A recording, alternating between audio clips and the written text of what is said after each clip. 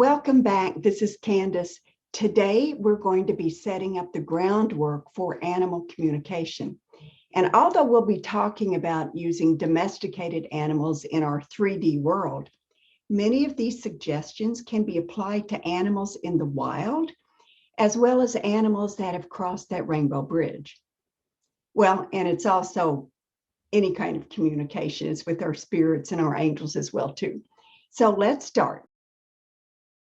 All communication involves the exchange of energy. Better communication results when we are grounded and we have a clear or clean energy field. The first thing we want to do is take a few minutes to ground ourselves. There's lots of ways to do this, but one way is to kick off your shoes, feel your bare feet on the ground. Focus on the soles of your feet.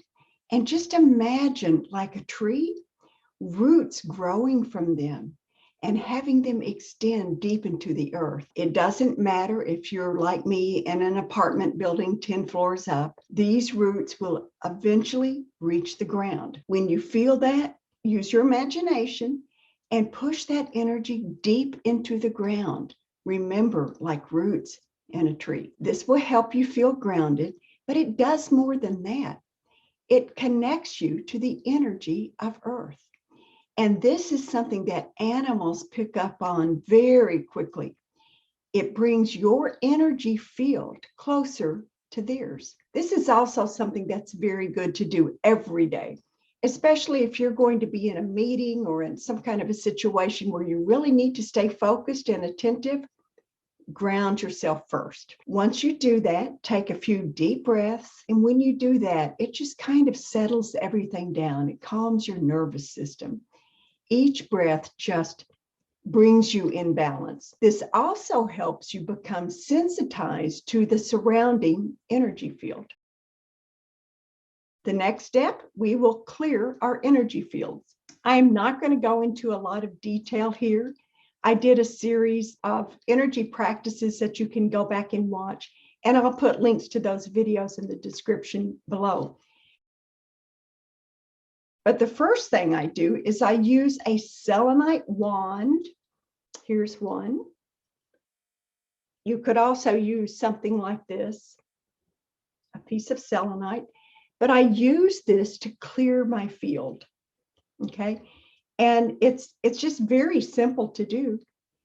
And the more energy sensitive you become, the more you can actually feel that. But going over your entire body with the selenite wand will help pick up any kind of little errant or stray pieces of energy. Another thing I like to do is open to the 8th chakra. Again, go back and watch that video, but let me just quickly share with you what that is. Chakras are the energy bodies that run up and down your spinal column. The 7th one is the crown chakra, but we're going to open the 8th, which sits above the head. If you imagine it like a spinning globe of yellow energy, like a tiny sun, when you open this up, you're bringing that energy down and encompassing your energy field. It really can be very powerful. But what we're going to do in my video, you'll see how you can open it. We're going to open it, and I'll show you real quickly. And then we're going to drape that energy over the pet that we're going to be working with. And if your dog or cat is right in front of you, that's great. If it's an animal in the wild or an animal that's crossed, you just imagine the proxy. You imagine that animal in front of you, and it's just as effective. I take a deep breath. I bring my energy up, and I pierce that 8th chakra. Then I turn my hands this way, and I bring that energy all the way down around me. I tuck it in underneath my feet. I bring it back to heart center, and then I use it and drape over the animal. So what you're doing is like blanketing them in that energy field. So once again, you go up, you pierce that 8th chakra, you pull it down, and then you cover or blanket your animal. What this does is create a bubble that contains both you and your animal that you're going to be working with. I take a few extra steps at this point. Once I've draped, I actually look and see that bubble and see its parameters in my mind's eye. And as I do that, the energy starts to grow and it starts moving. Then I imagine like a tiny thread, or maybe like a taproot of a plant at the bottom of this bubble. I ground that. I send it all the way down to the earth and keep it very stable. Once that feels stable, then I imagine a thread at the top of the bubble and it goes all the way up to source. So this bubble that contains my energy field and the animal's energy field is connected to higher vibrational frequencies, and it's also grounded. You can also take a look around, and if you feel like there might be an area of weakness, this is when I use like this type of selenite. You can use the other one as well. You can just use your fingers as well too. But if you just feel that, you know, maybe there's a weak area here, you just can kind of sew it up. Everything is energy. So if you think, even if you think you're imagining it, that there's a weakness someplace, by using your hands to smooth it out or the selenite to stitch it up, you are actually strengthening that bubble. Now that you have this bubble between you and your animal, that energy just continues to build. None of your collected energy is leaking out, and it becomes stronger and stronger. And this is something that really is powerful in setting up an energy field in order to work with your animal. Let's do it. You know, your bubble's in place, you're ready to go. If you have a pet at home, that's a great place to begin. Find a quiet room that you can share with your animal friend, let's say a dog or a cat. Settle in, get comfortable, turn off the telephone, lock the door, ground yourself. Go ahead and clear your energy field.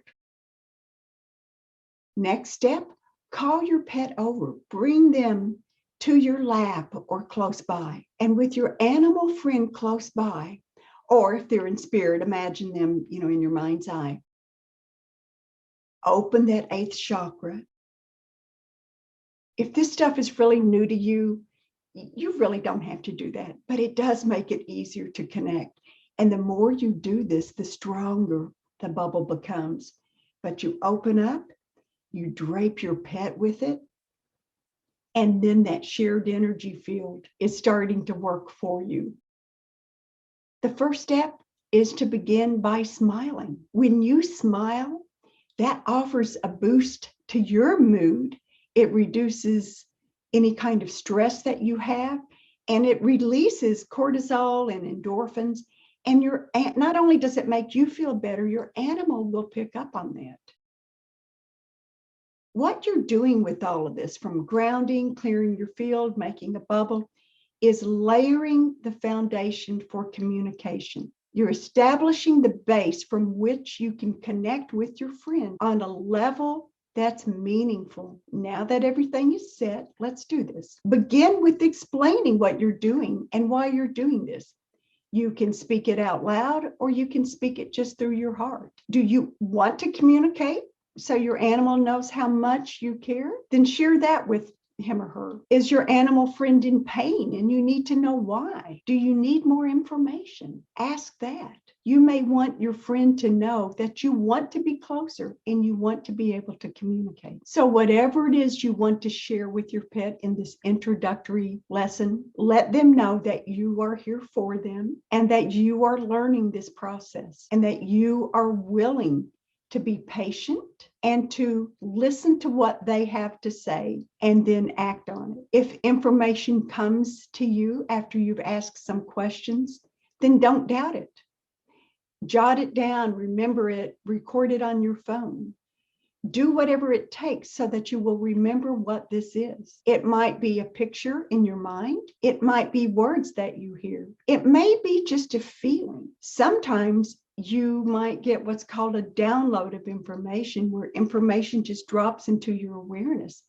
And all of a sudden, you just know something. You, for example, might be working with a dog that you're not familiar with, or maybe it's a neighbor's dog. You get this flash of a scenario where, as a puppy, he was abandoned. And you think, where did that come from? So acknowledge it and appreciate it. When you're finished asking questions, then have an open-ended question. Is there something you want from me? Is there something you want to understand about me? Wait and see what kind of information comes. If you don't get any strong answers, that's fine, because this is the beginning of a beautiful conversation that you can continue with your beloved animal friends. Before you finish, tell them thank you and let them know that you'll do this again. Then start on a regular basis, maybe once a week. Spend 10 minutes just communicating with your pet. As they get more comfortable with this process, and as you do as well too, you'll see that the information becomes clearer. This is all for now. I think it was a great start if you've done this. Next week, I hope I'll be able to go to my daughter's house and demonstrate this with my grandchildren and their pets. Until next time, remember, my mantra for this year is be kind. Kindness really matters. And that's so important, to be kind to yourself, your neighbors, your family, and especially your animal friends. I would love to have you subscribe, follow me on my other YouTube channels, check out my social media with Twitter, LinkedIn, Facebook, Instagram. Until next time, I hope everyone stays healthy. Goodbye.